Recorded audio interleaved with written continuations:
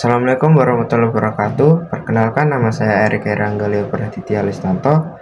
Saya dari kelas 10 PPLG 2. Saya akan menjelaskan pelajaran PPLG modul 3 bagian A, berjudul proses pengembangan dan pemasaran perangkat lunak dan JIM.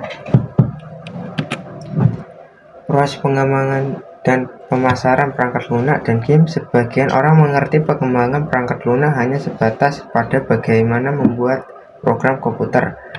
Padahal ada perbedaan yang mendasar antara perangkat lunak dan program komputer. Perangkat lunak adalah kumpulan dari program, prosedur, dan dokumen data lain yang saling berhubungan yang mempresentasikan masalah di dunia nyata yang dikonfigurasikan dalam sebuah bentuk aplikasi yang harus dikerjakan komputer.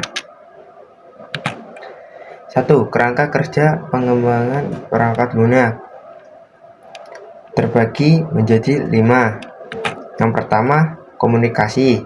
Komunikasi bertujuan untuk memahami tujuan-tujuan stakeholder atas proyek perangkat lunak yang sedang dikembangkan dan mengumpulkan kebutuhan-kebutuhan yang akan membantu mendefinisikan fitur-fitur perangkat lunak tersebut dengan fungsi-fungsinya. Perencanaan. Yang kedua, perencanaan. Kegiatan perencanaan menciptakan suatu peta yang dapat membantu membimbing tim perangkat lunak. Rencana proyek perangkat lunak mungkin muncul, sumber daya akan dibutuhkan, produk-produk kerja yang harus perangkat lunak menggambarkan resiko-resiko yang dihasilkan dan hal kerja. Yang ketiga, pemodelan. Pemodelan dilakukan bertujuan untuk membuat sketsa sehingga tim perangkat lunak dapat memahami gambaran besar produk yang akan dibuat, termasuk fitur-fitur utama, interaksi antar komponen, dan arsitektur keseluruhan dari perangkat lunak yang akan dikembangkan. Pengembangan perangkat lunak juga memerlukan pemodelan. Sistem Development Life Cycle (SDLC) merupakan representasi dari proses perangkat lunak yang dibuat menjadi lebih sederhana. Berikut beberapa model SDLC yang dapat dipelajari. Yang pertama, waterfall mode atau model air terjun. Model air terjun adalah pendekatan klasik dalam pengembangan perangkat lunak yang menggambarkan metode pengembangan linear dan berurutan. Model air terjun terdiri dari 6 fase. Setiap fase didefinisikan oleh tugas dan tujuan yang berbeda, di mana keseluruhan fase digambarkan siklus hidup perangkat lunak hingga pengirimnya.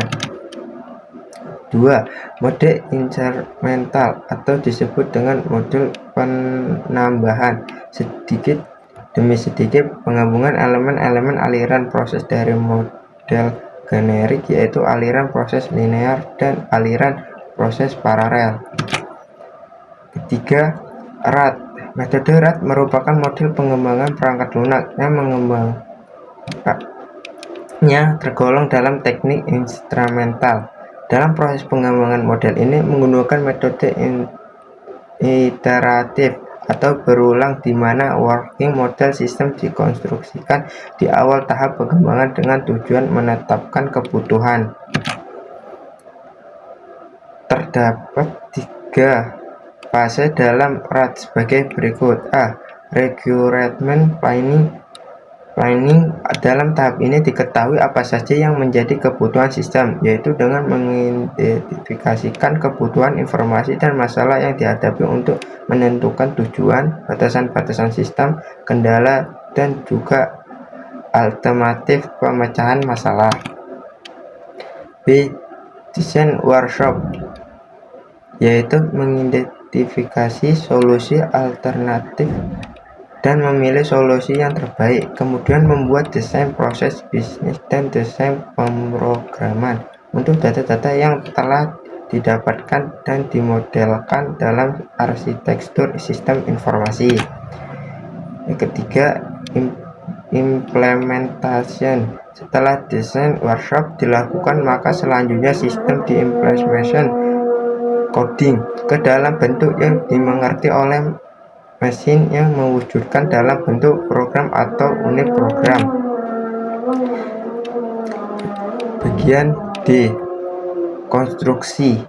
Tahapan konstruksi merupakan proses penerjemahan bentuk desain menjadi kode atau bentuk bahasa yang dapat dibaca oleh mesin. Setelah pengodean selesai, dilakukan pengujian terhadap sistem dan juga kode yang sudah dibuat.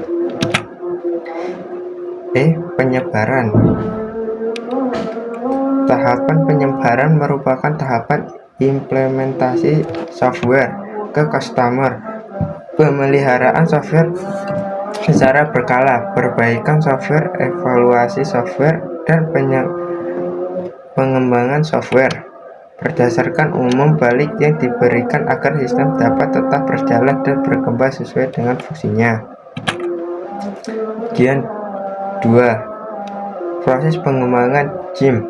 Pengembangan game memiliki kompleksitas yang tinggi karena game dirancang memiliki banyak fitur. Pengembangan game dapat dilakukan dengan menggunakan aktivitas yang dinamakan GDLC, Game Development Life Cycle, atau siklus hidup pengembangan game. Tahapan dalam pengembangan game bisa menggunakan metode ini dan terbagi menjadi 6 bagian. Yang inisialisasi. Pada tahap inisialisasi akan dilakukan pembuatan konsep game yang akan dibangun, berupa analisis akan seperti apa game tersebut secara keseluruhan, konsep game, dan deskripsi sederhana. Tahap inisialisasi juga menjabarkan tentang skenario game, karakter, jalan cerita, growth pemain, platform yang digunakan, dan game engine. B. Praproduksi. Praproduksi merupakan salah satu fase utama dan terpenting dalam siklus produksi. Praproduksi melibatkan pembuatan dan revisi desain permainan dan pembuatan prototipe game. C. Produksi merupakan proses inti di mana pada tahapan ini akan dibuat aset game, proses pembuatan game, dan proses integrasi aset dan program. Terkait prototipe, dalam fase ini adalah detail formal dan perbaikan. Detail formal adalah struktur yang disempurnakan dengan lebih banyak mekanik dan aset lengkap. D. Uji coba. Uji coba adalah pengujian internal yang dilakukan untuk menguji fungsi operasional dan kemampuan bermain game. Metode pengujian khusus untuk setiap tahap prototipe. Pengujian detail formal dilakukan dengan menggunakan playtest untuk menilai fungsionalitas, fitur, dan kesulitan permainan terkait dengan keseimbangan. Beta. Saat game selesai dibuat, belum berarti game tersebut akan diterima oleh massa. External testing atau dikenal dengan istilah beta testing dilakukan untuk menguji apakah game yang dibuat diterima serta mendeteksi berbagai error dan keseluruhannya dilempar oleh third party tester. F. Versi rilis. Game yang sudah selesai dibuat dan lulus beta testing menandakan game tersebut siap untuk dirilis ke publik. Rilis melibatkan peluncuran produk, dokumentasi proyek, berbagi pengetahuan, postmortem, dan perencanaan untuk pemeliharaan dan perluasan game. Bagian 3. Pemasarkan perangkat lunak dan game. Adalah usaha dalam memasarkan sebuah produk, barang, atau jasa dengan cara tertentu sehingga penjualan akan meningkat. Pemasaran sebuah produk dapat menggunakan prinsip 4P, yaitu yang pertama A. Produk Produk adalah sesuatu yang ditawarkan kepada target pasar. Produk dapat berupa barang, jasa, atau definit lain yang memenuhi kebutuhan dan memberi nilai tambah bagi konsumen. B. Price. Harga selalu menjadi hal yang menarik saat membicarakan sebuah bisnis dan strategi pemasaran. Tak jarang harga menjadi informasi pertama yang ingin diketahui konsumen saat melihat sebuah produk. C. Price, yaitu bagaimana cara menjangkau pelanggan. Diperlukan rancangan saluran distribusinya. Contoh, sebelum memulai usaha, perlu memikirkan di mana lokasi bisnisnya berada, tempat yang terbaik bagi pelanggannya, apakah di wilayah pemukiman atau di pusat bisnis.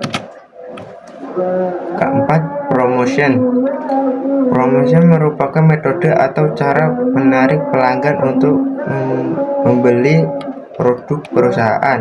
Lokasi bisnis mungkin berada di tempat yang tepat, memiliki produk yang bagus dengan harga yang tersedia dibayarkan oleh pelanggan, tetapi penjualan masih rendah.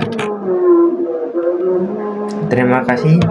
Mungkin itu saja yang saya bisa jelas. Kalau ada salah kata mohon dimaafkan. Assalamualaikum warahmatullahi wabarakatuh.